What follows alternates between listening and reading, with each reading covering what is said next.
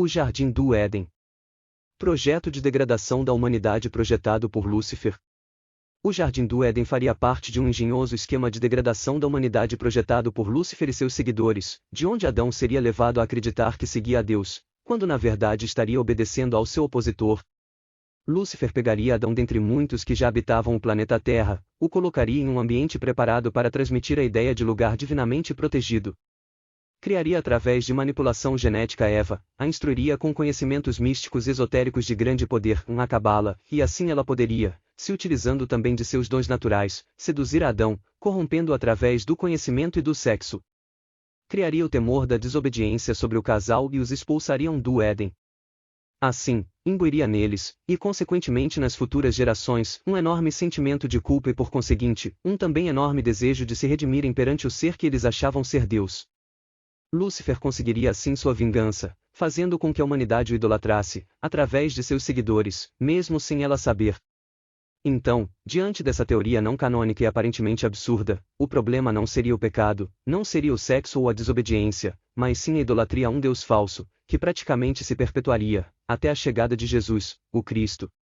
O Midrash revela que ao deixar o Jardim do Éden, Adão, humilhado diante de sua falha, olhou para os céus e exclamou: "Isto foi tudo uma armadilha." Prova disso é que tua Torá, que foi escrita antes da criação do mundo, fala da morte de homens. Deus, Todo-Poderoso, já tinha planejado que a morte viria ao mundo, eu fui apenas o escolhido para que isso ocorresse. O livro apócrifo A Caverna dos Tesouros, em seu capítulo 3, Adão e Eva no paraíso, diz: "Então ele foi expulso e caiu, ele com todas as suas hostes. A sua queda ocorreu no sexto dia, na segunda hora. Foram-lhe tiradas as vestes da sua glória. O seu nome passou a ser Satanás, porque se apartou, e Seda, porque foi precipitado, e Daiva, porque perdeu as vestes da sua glória. A partir daquele dia, até hoje, eles ficaram nus e despidos, com uma aparência horripilante. Enquanto Satã era expulso do céu, Adão era exaltado, sendo levado ao paraíso num carro de fogo. Aos louvores dos anjos, às glorificações dos querubins, aos benditos dos serafins, Adão deu entrada no paraíso, sob júbilo e cânticos honoríficos. O que dizer do carro de fogo que levou Adão até o Jardim do Éden? Temos aqui uma alegoria ou tão somente a narrativa sobre alguma coisa, que por ser mal compreendida, foi associada a algo mais compreensível? Uma concepção formada é de que a passagem de Gênesis capítulo 3 versículo 14: "Então o Senhor Deus disse à serpente, porquanto fizeste isto, maldita serás mais que toda a besta, e mais que todos os animais do campo, sobre o teu ventre andarás, e pó comerás, todos os dias da tua vida." Estaria se referindo à situação metafísica de que os demônios se nutrem da essência transcendental do ser humano, sua alma. O homem, feito do pó da terra, seria simbolicamente o alimento do ser diabólico serpente. Gênesis capítulo 2, versículos de 7 a 8: "E formou o eterno Deus, o homem do pó do solo, e soprou em suas narinas um sopro de vida. O homem tornou-se assim uma criatura viva." Para muitos judeus cabalistas, Jesus teria colocado essa condição no contexto da parábola do joio e do trigo. O reino dos céus é semelhante a um homem que semeou boa semente no seu campo, e engravidou a sua mulher. Mas enquanto os homens dormiam, veio um inimigo dele, semeou o joio no meio do trigo e retirou-se. Porém quando a erva cresceu e deu fruto, então apareceu também o joio. Chegando os servos do dono do campo, disseram-lhe: "Senhor, não semeaste boa semente no teu campo? Pois de onde vem o joio?" Respondeu-lhes: "Homem inimigo é quem fez isso." Os servos continuaram: "Queres, então, que vamos arrancá-lo?" "Não," respondeu ele, "para que não suceda que, tirando o joio, arranqueis juntamente com ele também o trigo. Deixai crescer ambos juntos até a ceifa, e no tempo da ceifa direi aos ceifeiros: ajuntai primeiro o joio e atai-o em feixes para o queimar, mas recolhei o trigo no meu celeiro." Mateus capítulo 13, versículos de 24 a 30.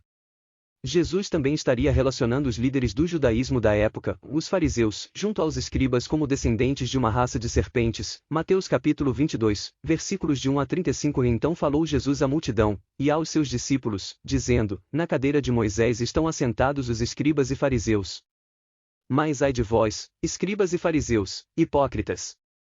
Pois que fechais aos homens o reino dos céus, e nem vós entrais nem deixais entrar aos que estão entrando. Serpentes, raça de víboras! Como escapareis da condenação do inferno? Para que sobre vós caia todo o sangue justo, que foi derramado sobre a terra, desde o sangue de Abel, o justo. O Zohar é claro em dizer que Caim era mesmo filho de Samael com Eva. Ele revela que Caim possuía uma beleza diferente, angelical, pois o seu pai era um anjo.